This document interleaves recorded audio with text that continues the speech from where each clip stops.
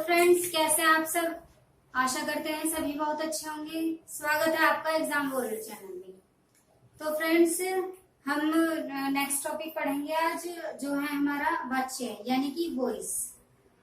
ठीक है, विकारी अविकारी शब्द वगैरह हमारे कंप्लीट हो गए हैं सारे। अभी हम अगला अध्याय करेंगे। ये है वाच्य यानी कि वॉइस। इंग्लिश में होते हैं ना, एक्टिव वॉइस, पैसिव वॉइस, तो वही है ये।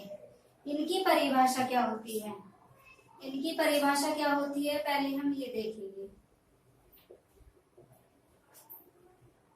परिभाषा: वाच्य क्रिया का वह रूपांतरण है जिसके द्वारा यह बोध होता है कि वाक्य में कर्ता, कर्म या फिर भाव में से किसकी प्रधानता है या फिर कौन प्रधान है। वाच्य क्रिया का वह रूपांतरण है जिसके द्वारा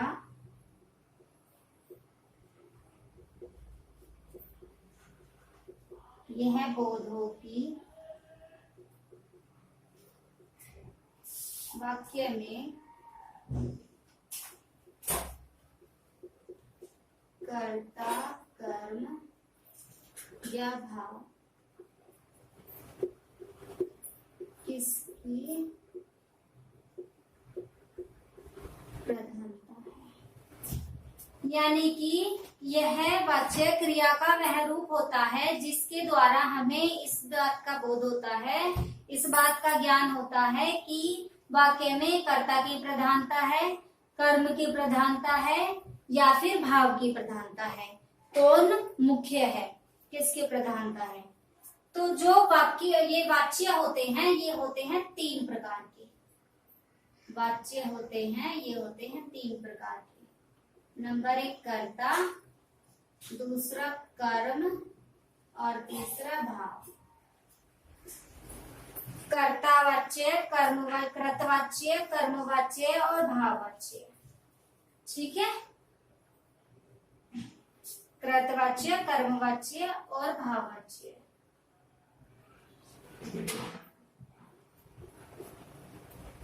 कृतवाच्य, कर्मवाच्य और भाववाच्य, ये तीन भेद होते हैं वाच्य के।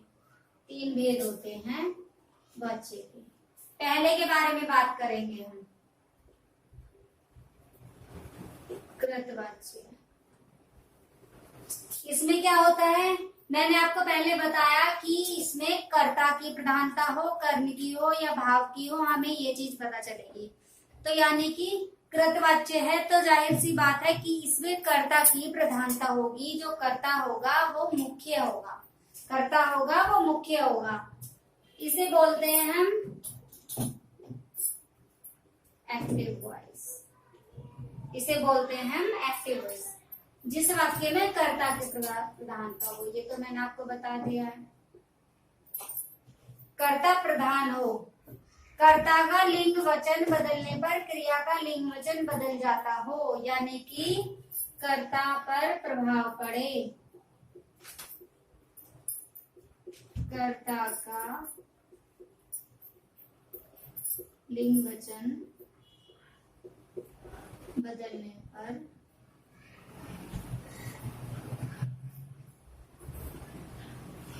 क्रिया का लिंग वचन बदल जाए। यानी कि अगर हम कर्ता की ये चीजें मतलब बदलेंगे, रूपांतरण करेंगे, तो फिर क्रिया में भी वैसे ही रूपांतरण हमें करना पड़ेगा। ये हम समझेंगे उदाहरण से। ये हम समझेंगे उदाहरण से। जैसे मैंने लिखा, राम स्कूल जाता है। राम स्कूल जाता है। ठीक है, कर्ता की प्रधानता है, इसमें कौन स्कूल जाता है, राम स्कूल जाता है। अगर मैं इसमें चेंज करूं, इसकी जगह में क्या कर दूं, सीता। सीता, इसमें हमने चेंज कर दिया, इसे कर दिया सीता स्कूल। तो आप देख देखिए लिंग में चेंज हो गया, ये है पुल्लिंग और ये है स्त्रीलिंग।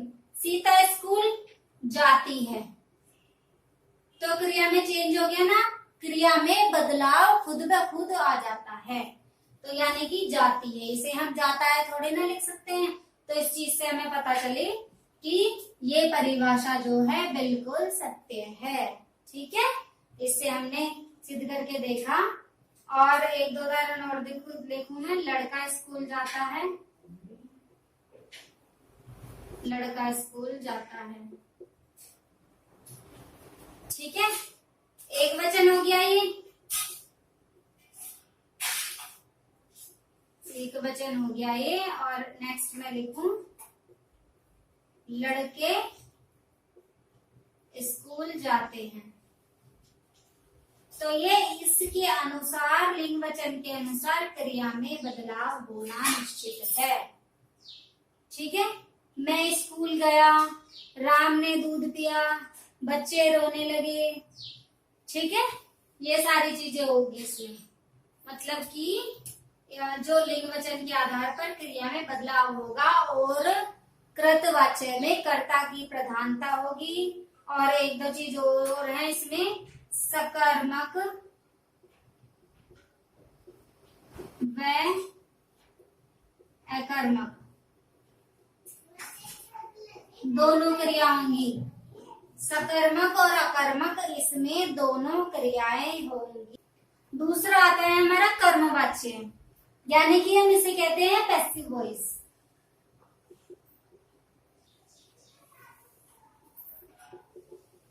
पैसिव वॉइस कर्मवाच्य है, इसमें कर्म की प्रधानता होती है।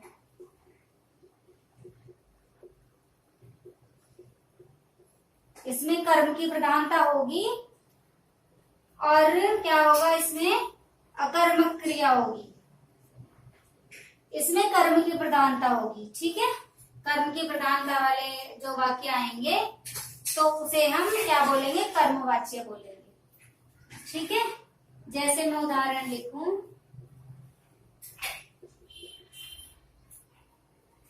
राम द्वारा पत्र पढ़ा जाता है, राम द्वारा पत्र पढ़ा जाता है। तो इसमें क्या हुआ, किसी के द्वारा काम किया गया। क्या काम किया गया, इसमें कर्म की प्रधानता है, यानी कि पत्र पढ़ा गया।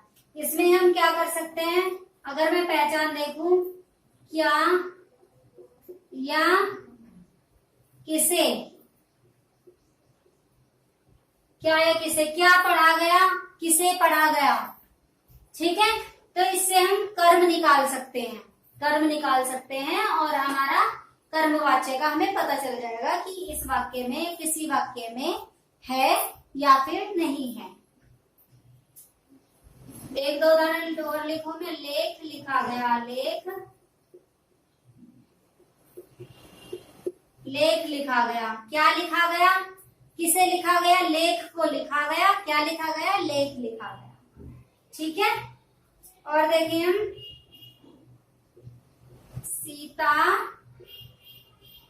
सीता द्वारा कविता पढ़ी जाती है।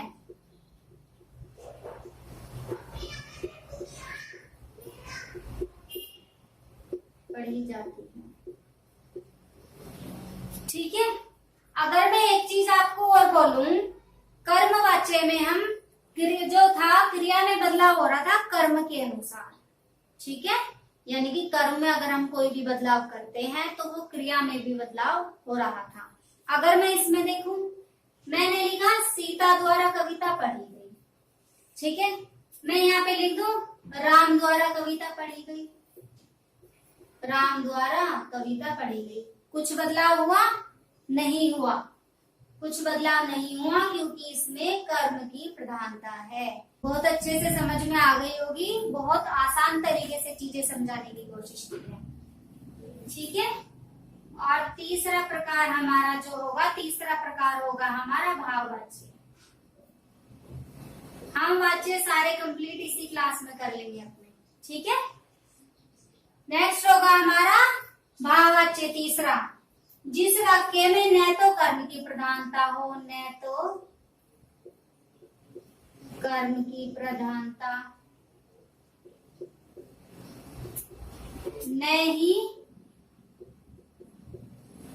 कर्ता की प्रधानता, न तो कर्म की प्रधानता होगी, न ही कर्ता की प्रधानता होगी, सदैव सदैव भाव की प्रधानता होगी, भाव की, सदैव जो होगा भाव की प्रधानता होगी। ठीक है,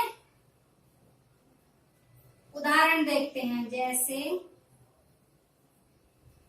जैसे राम से धूप में चला नहीं जाता, राम से धूप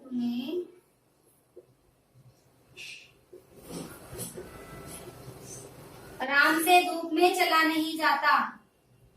ठीक है, इसमें नोट पॉइंट है, एक दो चीजें वो मैं आपको बताती हूँ। इसमें क्या होगा, हमेशा एक तो आएगी अकर्मक क्रिया, अकर्मक क्रिया आएगी और एक वचन होगा,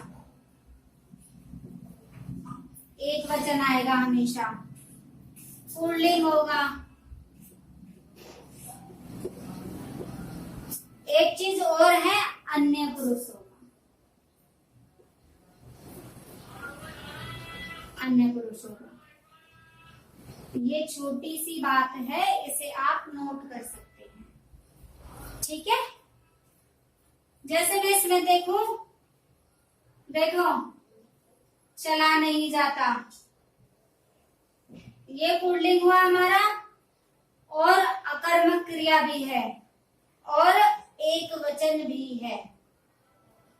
ठीक है, एक दो उदाहरण और देखते हैं। उससे चुप नहीं रहा जाता, उससे चुप रहा नहीं जाता, और लिखे वह और नहीं खा सकता, वह और नहीं खा सकता, मुझसे चला नहीं जाता, इस तरह के शब्द आएंगे इसमें। वाच्य में 3 प्रकार थे, तीनों हमने पढ़ लिए हैं, कृतवाच्य, कर्मवाच्य, भाववाच्य। तीनों के बारे में हमने विस्तार से अध्ययन कर लिया है और अभी मैं छोटे छोटे नोट पॉइंट बताऊंगी तीनों के बारे में, यानी कि नाम पहले तो इन्हें क्या क्या हम बोल सकते हैं। कृतवाच्य, कृतवाच्य को हम क्या बोलते हैं, कर्तरी प्रयोग, ये भी बोलते हैं हम इसे। ठीक है, इसमें क्या होगा, सकर्मक प्लस अकर्मक, दोनों क्रियाएं आएंगी। ये तीनों वाच्य की थोड़ी थोड़ी सी रूपरेखा है, जिसे आप अलग से नोट कर सकते हैं। तो आपको तीनों विस्तार से 1-2 बार पढ़ लिए, उसके बाद अगर आप जैसे बोलते हैं ना कि छोटे से नोट्स बना लेते हैं, उस तरह से तो आपको एक बार में चीजें तीनों की समझ में आ जाएगी। दूसरा है हमारा कर्मवाच्य, कर्मवाच्य इसे बोलते हैं हम कर्मणि प्रयोग, इसे बोलते हैं कर्मणि प्रयोग। इसमें हमेशा जो आएगी सकर्मक क्रिया आती है। क्रिया के बारे में मैंने आपको पढ़ा दिया है, आप कक्षा देख सकते हैं कहीं। तीसरा होता है हमारा भाववाच्य, भाववाच्य, भावे प्रयोग, यानी कि इन चीजों का इसमें प्रयोग किया जाता है। कर्तरी प्रयोग कर्ता का प्रयोग होगा, कर्मणि प्रयोग कर्म का प्रयोग होगा, भावे प्रयोग भाव का प्रयोग होगा।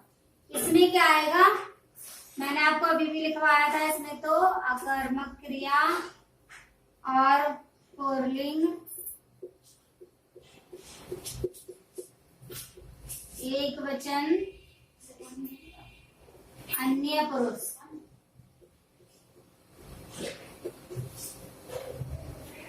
ठीक है,